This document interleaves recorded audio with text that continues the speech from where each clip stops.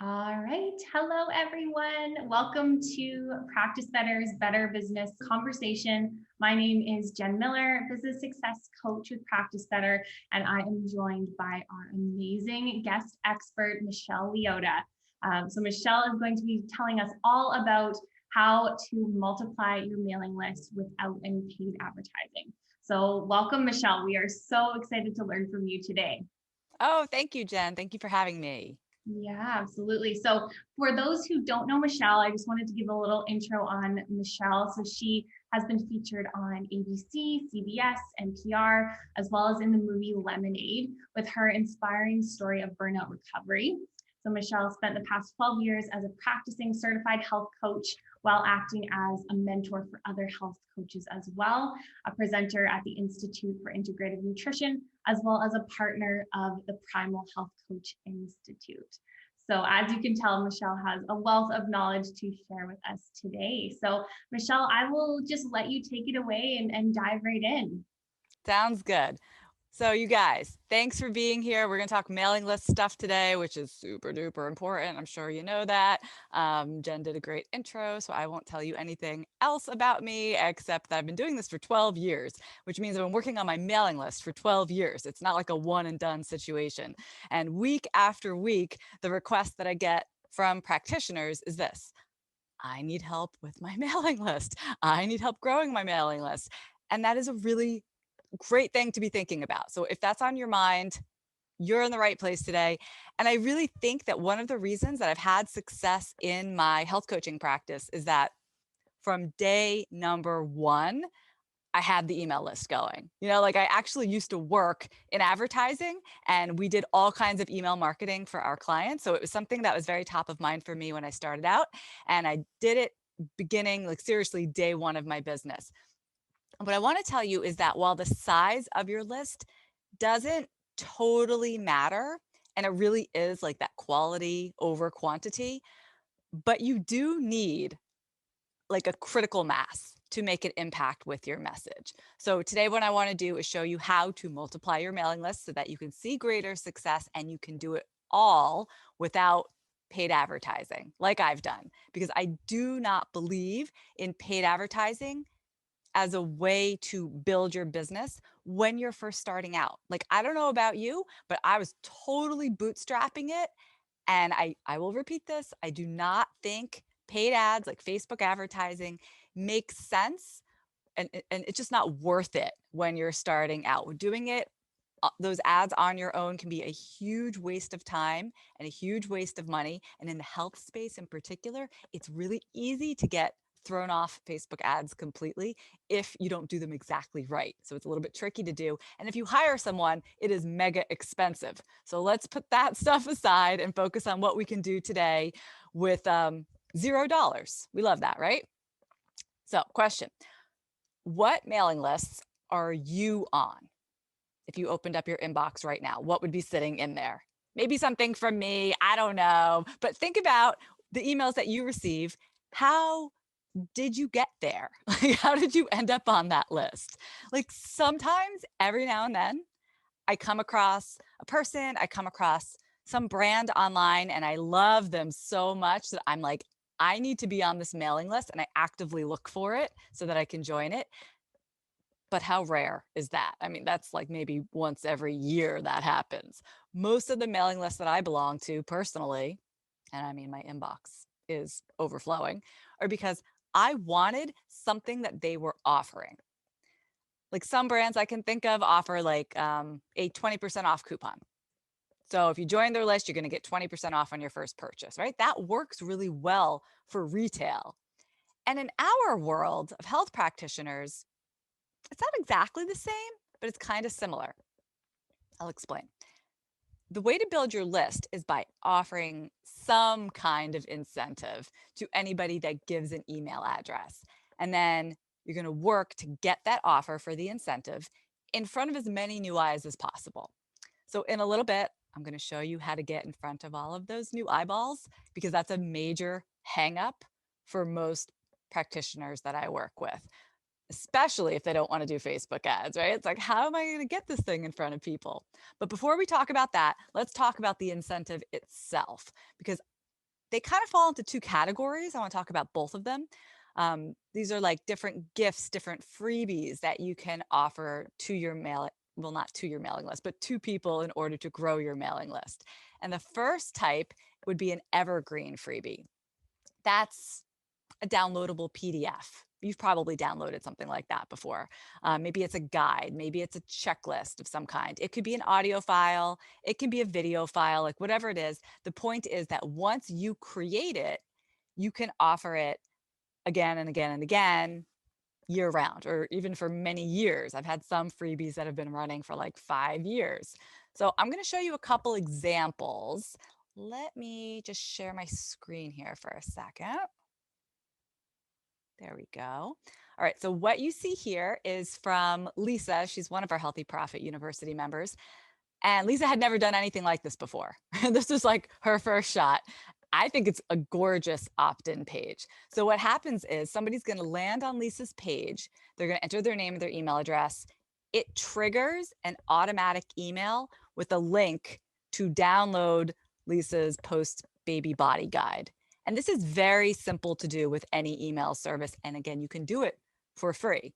So the thing that's really awesome about this, though, when I look at it, is that only postpartum moms and moms of little babies are going to download it. I'm so happy to know I'm not actually in that category of people anymore. Mine are a little bit bigger now. But anyway, that's good. I wouldn't sign up for this. And Lisa doesn't want me on her list. The way she has this is very purposeful. It's very strategic. By doing it this way, she's going to fill her list with the exact type of woman that she wants to work with. And then she's going to know, because everyone says, well, then what do I email people once they're on my list? If you know who they are and you understand their problems and you know what kind of support they need, like Lisa does for these moms, you're going to know exactly what to email them. You're going to know exactly what they need to help solve their big problems. Okay, I got another example for you. This is another freebie from another one of our HPU members. Actually, Kristen is looking here to connect with women who have period problems. Duh. And the same thing's going to happen. You enter your info, it triggers an email that delivers the mini guide. So then after that, Kristen's going to email regularly with the people who are now joining her list. And she's going to offer information and tips and support all around your period, because obviously you're only going to sign up for this if you needed that kind of help. Within days or within weeks, a new follower to Kristen's list can become a paying client. And that happens because they see what a tremendous resource she is in the area that they need help with most. Here's an example from my own coaching practice. There we go. I routinely offer this. Probably, let's see, 1.5 years now, I've been offering this one on my podcast. So my podcast is called She's Got Power. And this is the opt-in page I'm always sending people to. When they opt in, they get a link to download this quiz. It's a PDF. So I want to tell you a real story from my own practice about how effective this can be. One of my newest podcast listeners went to this page. Like, she probably only had listened to 1 or 2 episodes, but she heard me mention it. I usually say something like, oh, there are so many symptoms of chronic stress. If you want to know how yours stack up, go to she'sgotpower.com/free and take my free stress assessment quiz. I don't know. I say something like that. Anyway, this is what Sarah did. And she started opening my emails and she clicked on all of the links. It's cool. I know this because you can see all the actions that somebody takes inside your email service provider. So that's very helpful for me to know that people are actually using what I'm putting out there. You know, she downloaded it, she's opening the email, she's clicking on things. And within a week, she had clicked the link to book a consultation with me and became my highest paying client ever. She didn't even know who I was a few weeks before that. So Evergreen Freebies are awesome for a lot of reasons, and they can be offered anytime. That's why we call them Evergreen.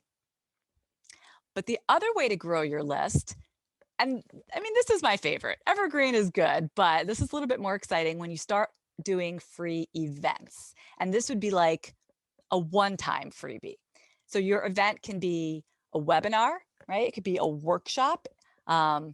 Some people do a 5-day challenge or a mini program. It could be a cooking class, an online cooking class, anything that happens on a particular day and time for free. You're going to have people sign up for it and they don't have to pay, but they're going to give you an email address. I would recommend that you do this. Free events on a routine basis. It's more exciting. It's sort of like offering somebody free music. You're like, you want free concert tickets? They're like, yeah. And then if you're like, or do you want the CD? They're like, yeah, I'll take the CD. At least in a pre-COVID world when we actually could go to concerts. It's always more exciting to go to a live concert. So when you're doing a live event, it's exciting. And these things tend to convert a little bit better. I'll tell you what that means in a minute, what I just said. They tend to convert. But anyway, both evergreen and one-time event freebies can do very well. So I want to give you some examples of that too. Here is a 5-day challenge. This is another one of our HPU members. This is Abby. She ran this recently and she added 103 names to her mailing list for this event. So why people sign up for this? Because it's good to start deconstructing for yourself so that you can do something similar. I think the reason she had so many people sign up is because Abby was speaking their language. And this is something that I teach. You want to talk, in her case, to career moms using the words that they use. And they were always using these words of exhaustion and feeling overwhelmed. So those are the words that you see reflected on her page. And then Abby provided all kinds of things. She had like live calls, and she really turned this into an event that people could get excited about. Here's another example from my own business. This is a free mini program that had hundreds and hundreds of participants. Everybody got a recipe book. What else? A sample meal plan, lessons about digestion and weight and other issues related to the stress that they're going through. Now, a minute ago, I talked about how well a freebie converts, and that means of everybody that arrived on this page, how many of them actually signed up? And you'd be surprised, right? Like, I don't know what you think. How many people, if you arrived on this page, let's say 100 people arrived on this page, how many would you expect to actually sign up? I feel like when I started, I was like, all of them. Why would they land on this page and then not sign up? It's free and it's awesome, But I just want to set your expectations that what actually happens is not everybody is going to sign up. They're going to check it out and they're going to go, right? So some people will. You can expect anywhere from a 10 to 15% conversion rate on your earliest offerings. Sometimes you start out kind of small, to over 50%. Sometimes you're going to get even 70 or 80% conversion rate. And for this particular page, I can tell you that we converted at 51%. So I'm just sharing numbers so that not so you can compare what you're doing with like what I'm doing or with anybody else. But the point is, the next time that I run this, if I do it again, I'm going to try to beat that 51%. I'm going to try to brainstorm ways to increase my conversion rate. And that's what's really smart to do. Compare yourself to yourself and just try to beat your own best score. Looking at the metrics, though, is very, very helpful. As you can see, how did this perform? So again, you can do this for free with your email service provider, and you will get those metrics. Now, what also happened with this particular event was that at the end, a couple of participants contacted me and they said, I need your help. So I didn't even have to like get them into a sales conversation or close the deal. They were basically just like coming at me with money. Like they were convinced they wanted to hire me, and they did. So the obvious question becomes, and I think I'll stop sharing my screen just for a second here. If you're going to be putting these freebies together, you're going to start wondering, okay, who do I offer it to, right? How do I get it in front of them? If we're not going to bother with Facebook ads, because we don't need that, especially in the first few years of your business, I think you're going to do better relying on these two methods of promotion. So the first one is about borrowing audiences. And the second is about creating content that gets found. Which one you want to do first? Let's do borrowing audiences. I love this one because I don't think enough people are utilizing this. And I've done a lot of this in the past year. I think it's like magic. So let's say that I have an amazing freebie that I've created. It's the best. It converts like gangbusters, right? Obviously, I can only offer it to people that I have some sort of connection to. So friends, family, all of my followers and fans on different social media. That's kind of a finite group of people, right? And especially uh, depending on who you are or depending how far along you are in your business, maybe that's only like 12 people, So you have to also understand that not everyone you offer it to is even going to be interested in the topic that you're offering. They're not in your target market, right? Some of them, even if they are in your target market, they're just not interested right now. So some will sign up and some won't. And then it's like, okay, then what?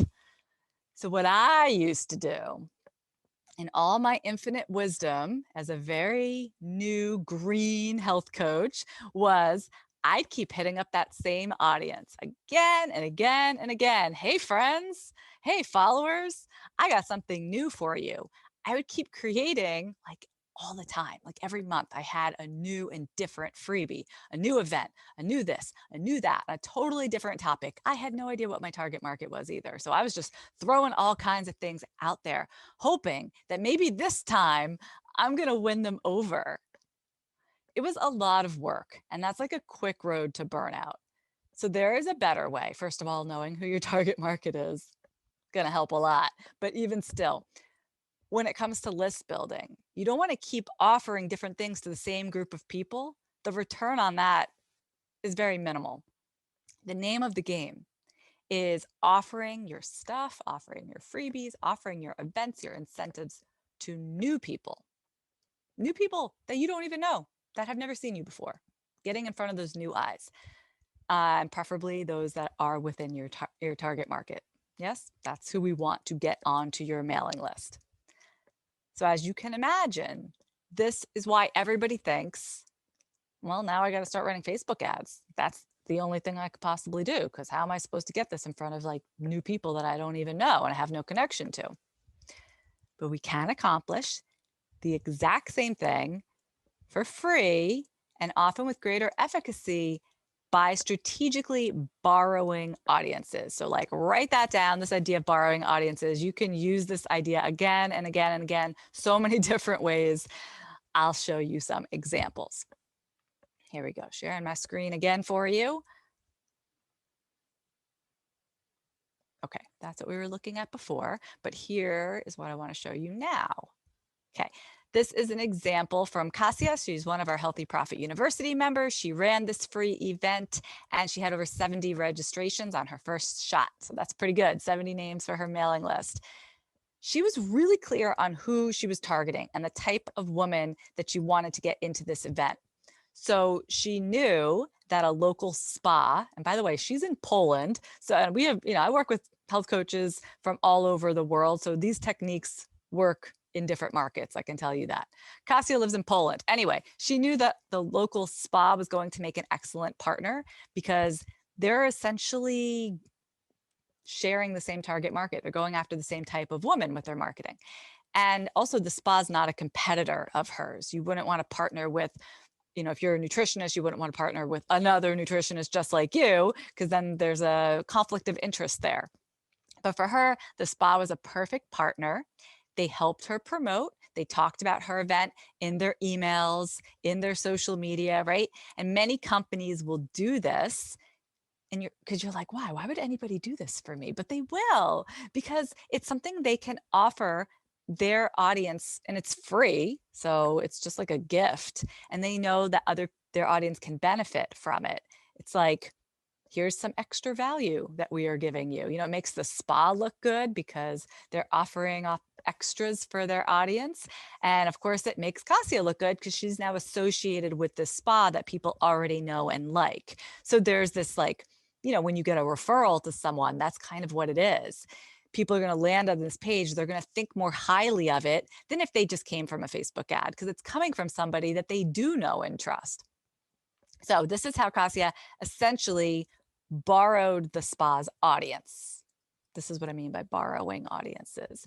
It's so simple and it works so well if you know who you're targeting and if you can find a partner with that same type of audience who is not a competitor.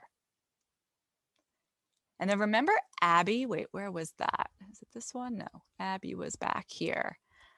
She did something similar. She got a couple of different partners involved actually. And she didn't just ask them if they would help her promote and, offer this cool free thing to their audience. She actually asked her partners to be part of the event. And this is something I recommend because when someone is actually joining you and they're going to be part of this event, exhausted to energized, they're much more likely to promote it, right? Like if you were going to be a featured speaker or something on day 3 of Abby's exhausted to energized 5-day challenge, you might mention that on social media, right? Because it's like self-promotion. So here's an example of how you could run an event and actually do the same thing like Abby did. Let's say that you're doing some sort of 5-day challenge like this, or an email course or whatever you're going to offer. And you have a friend who is a yoga instructor or a Pilates instructor, right? And they work with the same type of person that you are trying to reach. Now, you're not competitors because you do different things, you offer different services, but you're both trying to reach the same audience and you both have mailing lists and social media followings of this, essentially the same type of woman, probably. So you're going to ask that yoga teacher friend to contribute something, to be part of your event. She could be a guest who, pops into your event and speaks. She could provide some sort of video that's going out during your event to all of your participants. You'd figure out a way to get her involved, give her exposure, while at the same time she agrees to help promote the event to her audience. And then it's going to be a win-win for you both. And that's when people succeed, right? I love that phrase, a rising tide lifts all boats. This is a perfect example of that. So if you can find the right partner, you're both going to rise with the tide. It's a win-win. Okay, so that's one way to borrow an audience. Here's another example, back over here. Getting booked as a podcast guest. I know that sounds crazy if you've never done it before, if you've never been on a podcast. If you hate the sound of your voice, you're going to go, oh no, I don't want to do this. And that is exactly what Marilyn said to me. So I want to talk about what Marilyn did with these podcasts here. But let me just tell you, it's easier than you think to get booked on a show, because any podcast that relies on having guests, like every week they need a guest, they always need guests. I've done so many of these. I've done so many different podcasts and even like a live radio show. And even when you think you have a guest, they cancel, they reschedule on you. So sometimes you're doing them a favor by showing up and being their guest.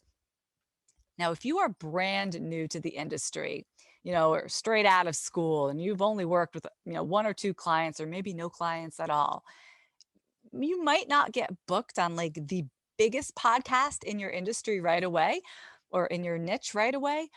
You might, but you can definitely get booked as a guest with a smaller show, a newer show, maybe a show that has thousands or tens of thousands of downloads instead of like millions, right? But that's still a lot of people.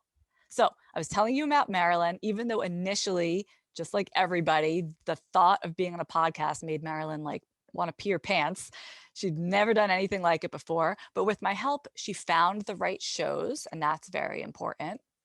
And within a couple of months, she was featured on several podcasts, including this one about post-bariatric surgery. And, one of these, I don't know, because this is not a niche I'm really that familiar with, but one of these is actually really big within the post-bariatric world. I mean, it's reaching a lot of people every month. So she got huge exposure with these podcast episodes. So during an episode, when you are a guest, like Marilyn, you can offer your, say it with me, your Evergreen Freebie to listeners. This is like why you have an Evergreen Freebie, because if you said, oh, I have a webinar coming up tomorrow, then podcast listeners who listen to that episode, 6 months from now, they can't join your webinar. So when you do something like this, you want to offer your evergreen freebie to listeners. And this way, you're getting in front of new people in your target market. If you choose the right shows, you don't have to pay a dime. You look like a big, huge expert, even if you didn't feel like one before. And it is a wonderful opportunity to build your mailing list. So in this way, again, you are borrowing the audience of the podcast. I'm going to show you another example here, and this is from my own business. I've been an affiliate for 𝗕𝗲𝘁𝗁𝗲𝗃 Skincare for about 10 years now. If you don't know what affiliate marketing is, it is my favorite way to earn passive income, but that is an entirely separate topic. Jen, we will have to book that for another time. We'll talk about it another day. But for today, when I launched my new website, which was about 1.5 years ago, I struck up a deal with Anne-Marie's team because we have a relationship. We've been working together a long time. I said, hey, let me come in and do a free workshop for your insiders group. And in this way, I got exposure to women in my target market. Anne-Marie's team, they were able to provide something extra for their best customers. And then, of course, during my workshop, what did I do? I mentioned my freebie, the one that I showed you earlier. I shared the URL. And so in this way, I borrowed Anne-Marie Skincare's audience. I gave great value, of course. People walked away, whether they downloaded my freebie or not, even if they just joined us for the workshop, they got great value. And I got in front of all of these brand new eyes for, right? Okay, no ads here, no ads here. I love it. So what you can do is think of, and I know initially your brain's going to go, I don't know anyone, I don't have any connections. Try to relax that part of your brain. Think of any companies, brands, practitioners, bloggers, HR people, anyone working in a corporation, in HR, anyone you know that has their own audience. That could be their own employees, right? Their own staff, customers, their own mailing list, their own social media following. So think about, who are you connected to in some way that's reaching the same type of people that you want on your mailing list. And then your job is to reach out to these people. Like, just start by saying hi. You don't have to pitch them. In fact, I would recommend you don't pitch anything to anyone right out of the gate. It's kind of tacky, right? Start reaching out to these people first. Build a relationship. Ask, hey, what do you have going on? How can I help you? Just be friendly. Like their stuff on social media. It's easy. Just become part of their world. Because when people know you and they know what you're up to and they trust you, then they're usually very happy to join forces when the time is right. So you want to start now, ahead of time, nurturing these types of relationships so that they're there for you, again, when the time is right. All right, let's move on to this idea of creating content that gets found. I want you to imagine your perfect client. You know, they woke up today, they have a problem that they need to solve. They need you to help them solve it, right? This is a person that you would love to work with. So maybe they're struggling with weight loss. Maybe it's irregular periods or eczema or high blood sugar. Imagine what they're thinking. Like, what is bothering them today? It's probably, they woke up and they were thinking about it because it's a big problem. It's not like a little problem. It's a big problem that they are eventually going to hire you to help them with. But they're thinking about it today in certain terms, and they kind of walk over to their computer and they type something in the search bar. What are they searching for? It could be Google that they're searching. They might be searching YouTube. They might be searching Apple Podcasts, all huge search engines. And imagine that they typed in their query and it was your article that popped up. It was your video. It was your show that came up in the search results. And then we'll take it a step further. Imagine that this person checked out your stuff, and they were like, this is great. And then they subscribed to your mailing list, of course, because you offered your Evergreen Freebie as part of that piece of content. because you were listening today, because you're smart. But anyway, then they were like, this is great. And they shared it with their friend and their other friend, or maybe they shared it to a group, like a Facebook group about that problem. Maybe it's a group all about eczema, people struggling with eczema, and they posted it there, and the group has 20,000 members and they all have the same problem. And now they're all looking at your article or your video. This is organic reach. So creating your own content is an amazing way to get in front of new eyes. Exactly how I just described. It's through those search engines. It's through organic reach, which is people sending an email. Here, check this out, posting it here, putting on a message board, that kind of stuff. You see it happen all the time. It could be your stuff that's getting shared. So the key to make sure that you're doing with your content is, first of all, create it on a consistent basis. You can't create like one podcast episode and then a month goes by and maybe you do another one. Like, that's not how it works. It's usually done on a weekly basis or an every other week basis. And that's for podcasts, blogs, if you're going to put videos on a YouTube channel, like wherever you're, going to have your content live.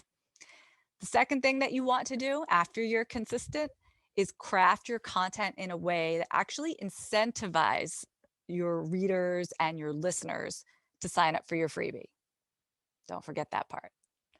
So I'm going to show you some examples of people doing just that. We are just back and forth with the screen share today. Thank you for hanging with me. Okay, not that, but this is what I want to show you. This is an example from Justin, one of our HPU members. He has a blog, and so people are going to find it. People are going to share it. And here's what happens when you land on one of his blog posts, like right up there at the top. He's got a place for his target market to grab this free postpartum nutrition and fitness guide. So that means that every blog visitor can potentially convert to his mailing list. Smart. Here's another example, another HPU member, Melissa. She started her own podcast. So if someone is searching for information about like the birth control pill and what happens after you stop taking it, or any of these things, adaptogens, everything she has listed here, they can find her podcast. And during each show, Melissa can be offering a freebie, driving listeners to an opt-in page and building her mailing list. Gorgeous. Here's how I did this recently. Wait, there it is.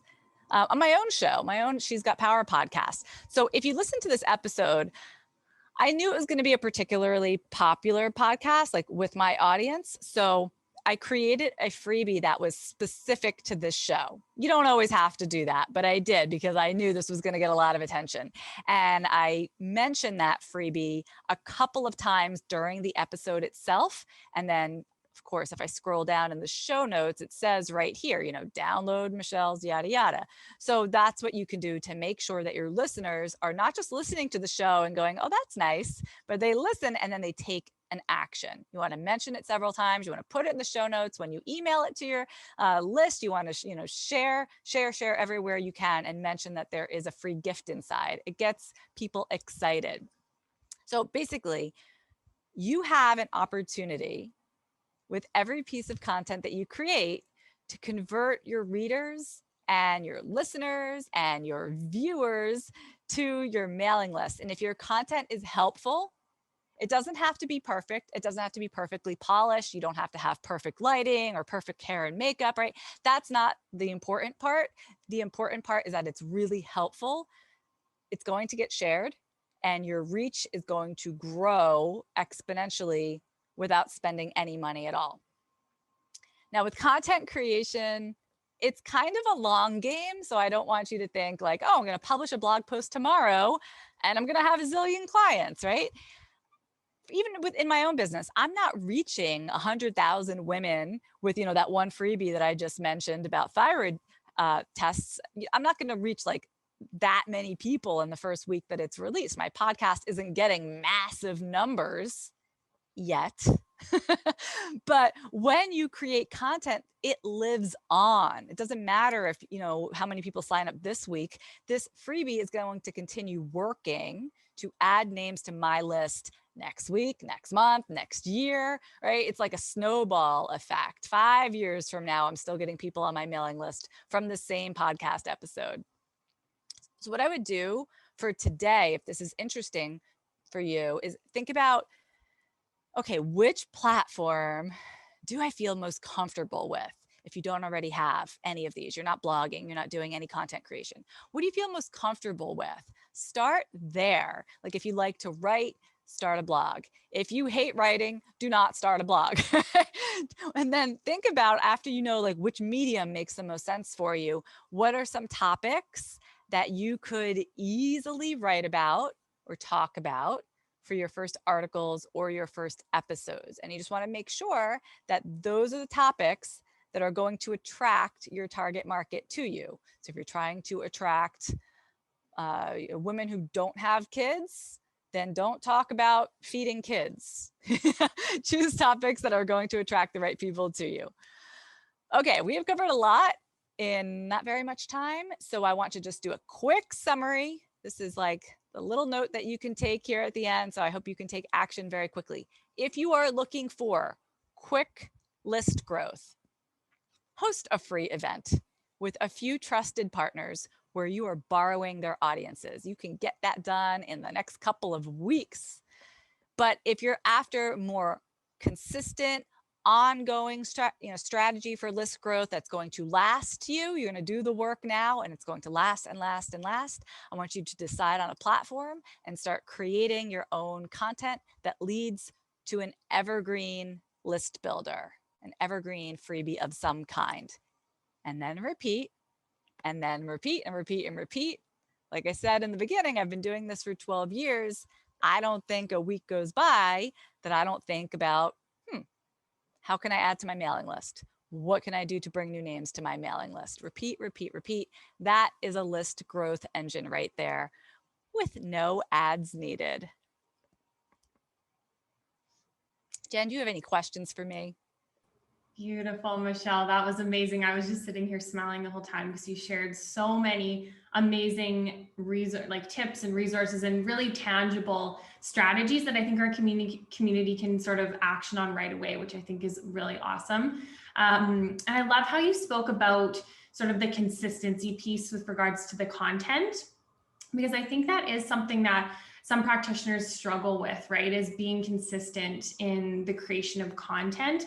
And so do you have any like quick tips for anyone listening in that may, have all these good intentions to be consistent with their content creation, but maybe fall off a little bit, and how they can sort of keep going?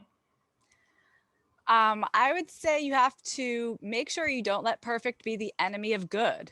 If honestly, there are weeks that I'm like, oh God, I don't know what I'm going to write about, or I don't know what I'm going to do. And maybe that week is not going to be my best episode ever. Although you'll be surprised, because sometimes when you relax and you just do something that's off the top of your head, people love it. So you just don't even know. But even if like one week it's not the best, it's better to have something out there than have nothing out there. You miss all the shots you don't take. And it's better for you to develop a practice of creating content on a weekly basis. So it's in my calendar. I have a standing appointment with myself each week for the content that I need to create. And with very rare exceptions, that happens. Maybe over the holidays, I might skip a week, but it's like brushing your teeth. You have to do it every day. So you just develop the habit. It's like all the habits that we work with our clients on, right? Remembering to take your supplements, etc. This is just something that you have to do for your business. Yeah, that's really great. And when we're looking at sort of the type of content, you mentioned, maybe it's a blog post if you love writing, or maybe it's a video, like YouTube channel if you love to be on video.